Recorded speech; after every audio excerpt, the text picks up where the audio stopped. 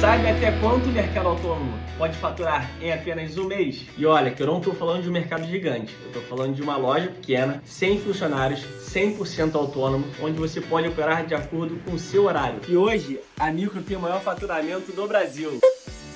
E onde você pode abrir uma micromarket? Você pode abrir em condomínios residenciais, empresas, hotéis, shopping, metrô, muito mais. E tem franqueado nosso faturando até 100 mil reais. Ah, mas se você estiver pensando, esse negócio não é pra mim, eu nunca empreendi antes, calma, fica tranquilo, 80% dos nossos franqueados nunca tiveram negócio. É mais simples do que você pensa, a gente dá todo o suporte. O futuro do varejo é autônomo, seja dono do seu próprio negócio. Vem pra Micro, clique agora e fale com o nosso time. Alô, turma boa, ligada aqui no canal Atenção Vascaínos, nessa terça-feira, dia 12 de agosto de 2025.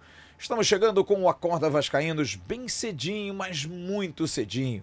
Você acompanha o Acorda Vascaínos e vê aí a chamada que a gente faz com a Micromarket, que é um parceiraço nosso e que vai estar com a gente sempre nessas manhãs, com todos os nossos comentários. A Micro que dá uma oportunidade a você de ganhar um dinheiro legal, sabe? Vale bastante a pena você apostar na Micromarket para você ter o seu negócio.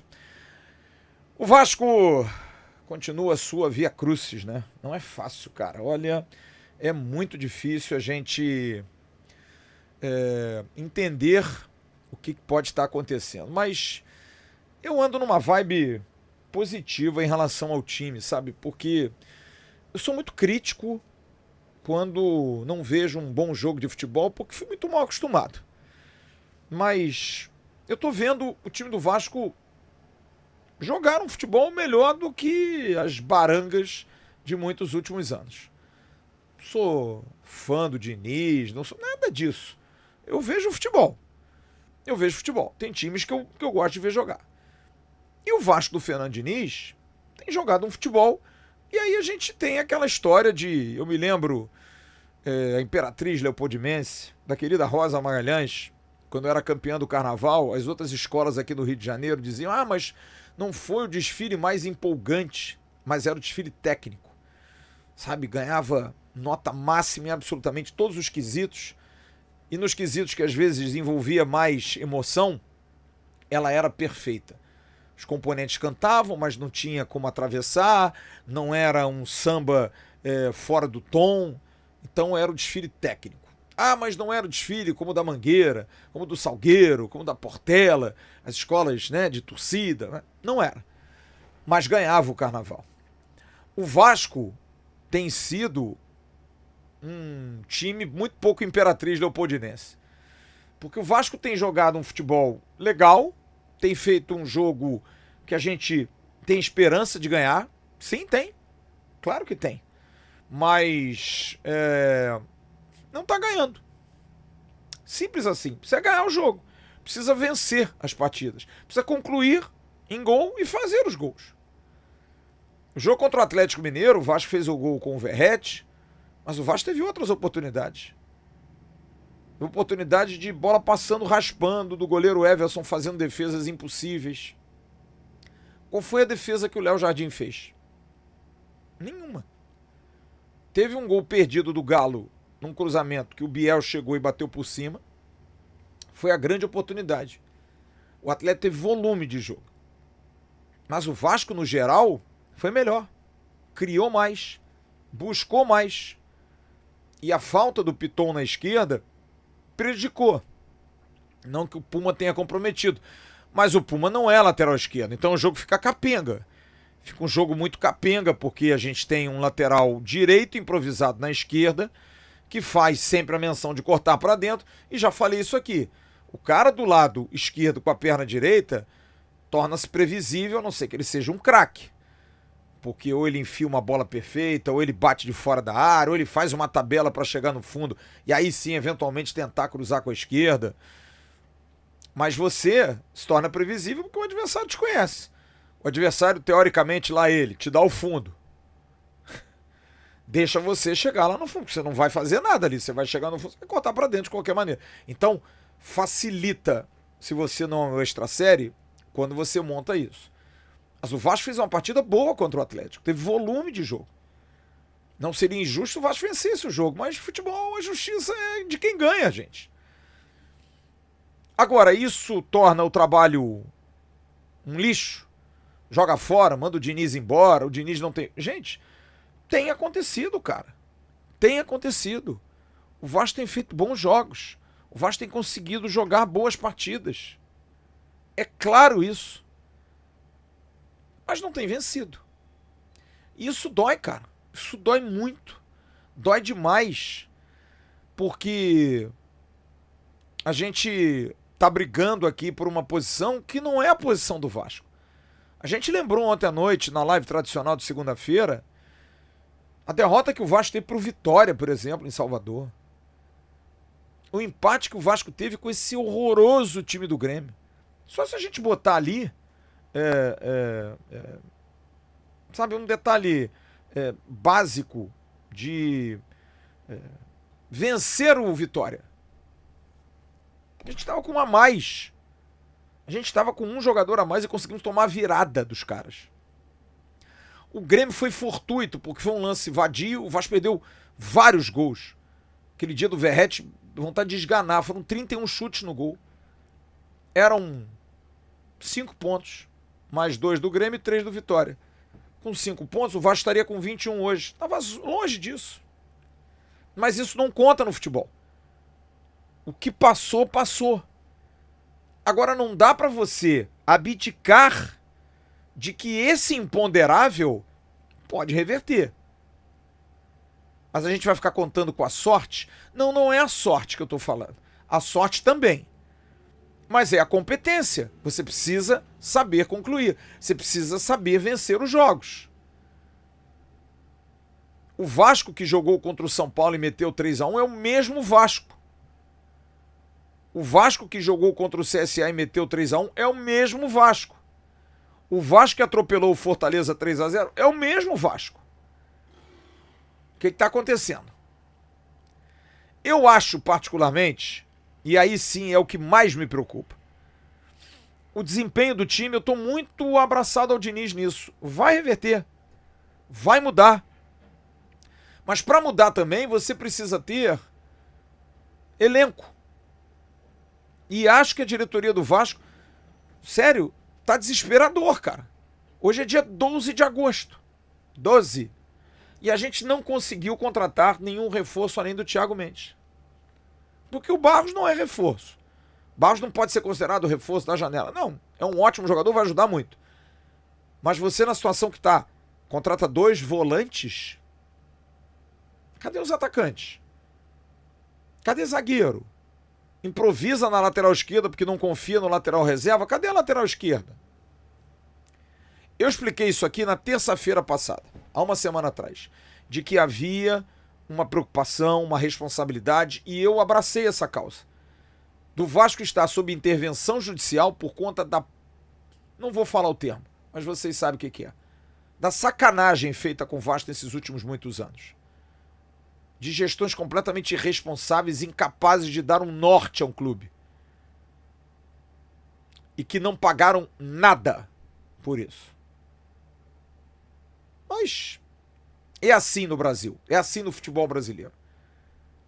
Então eu entendo hoje, quando você pensa de alguma forma, que a justiça precisa dar ok.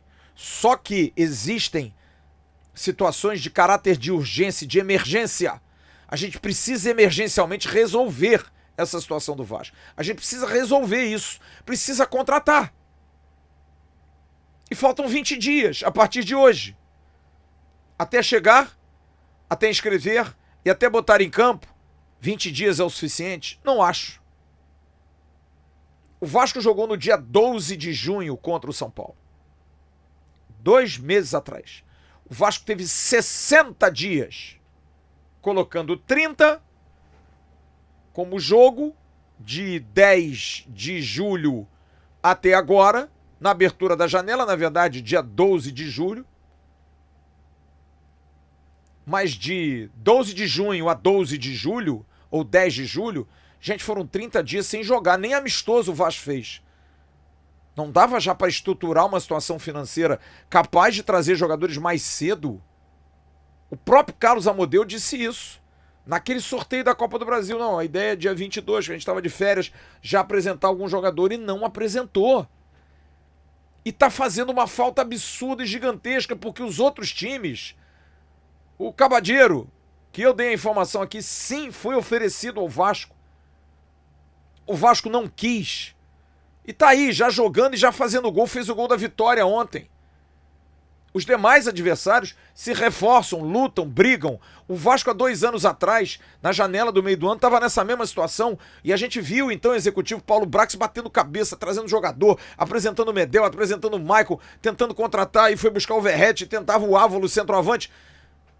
O Vasco hoje, no departamento de futebol, é um silêncio absoluto. Porque é muito legal essa questão do sigilo, né? Eu acho interessante, mas desde que você apresente.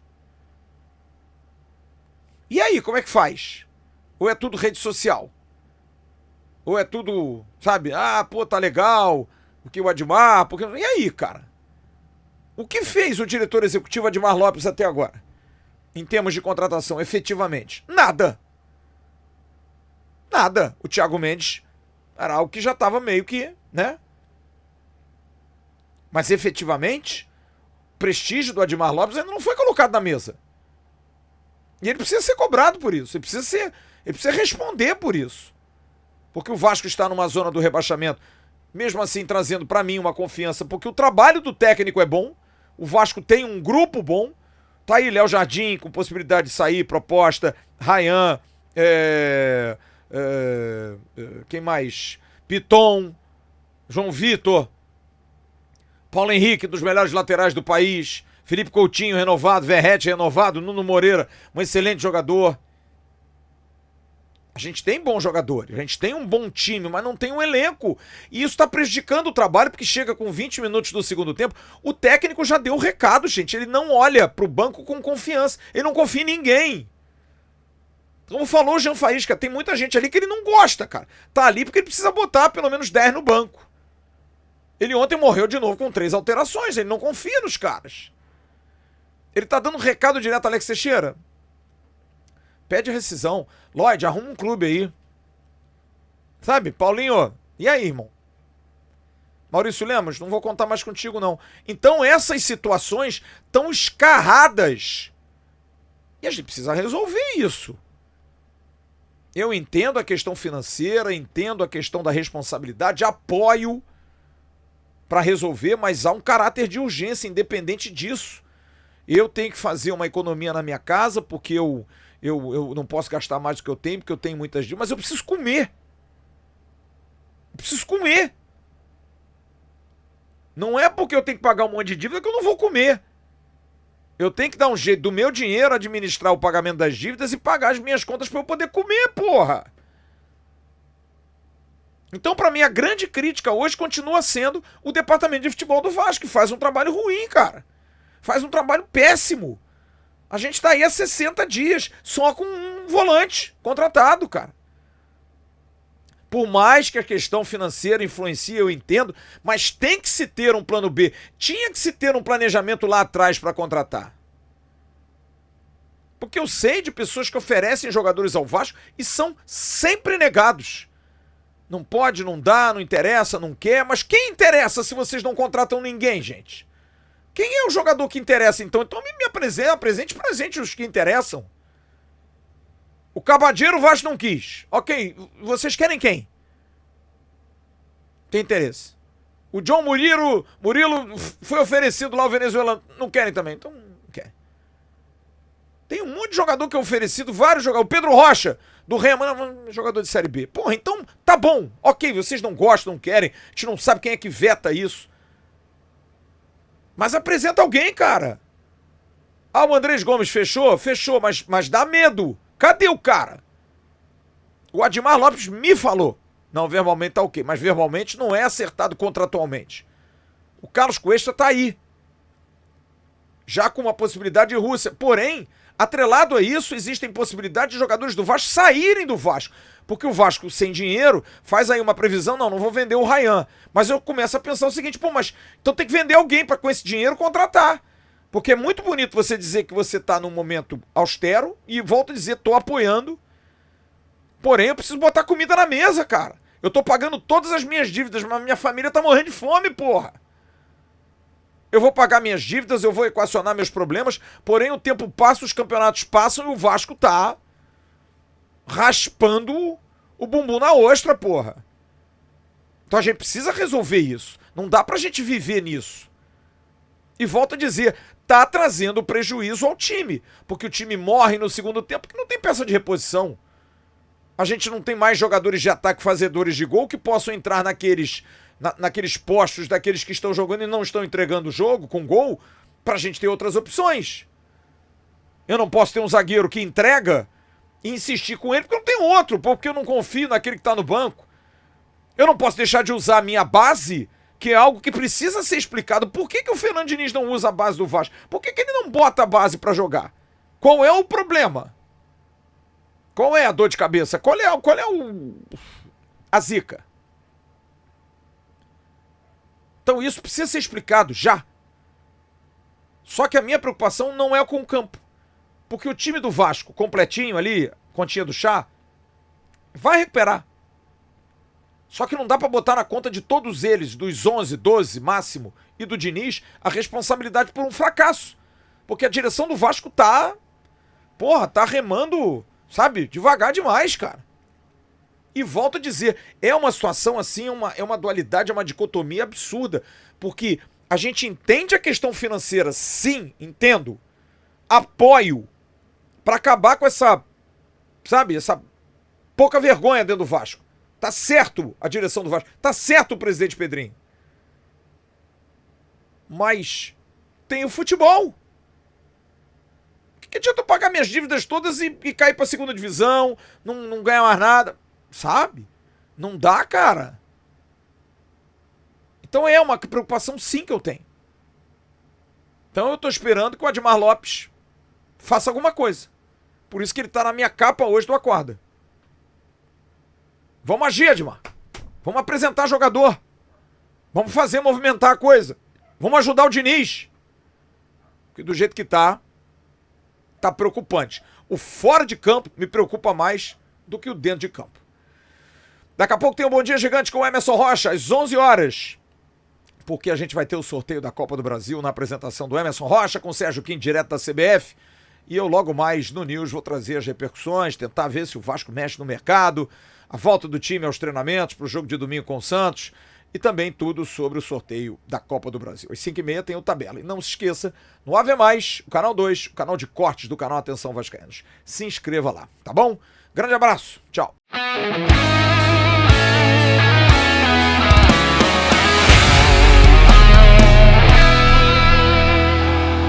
Para Roberto Dinamite, sozinho, atenção, vai enfiar, gol!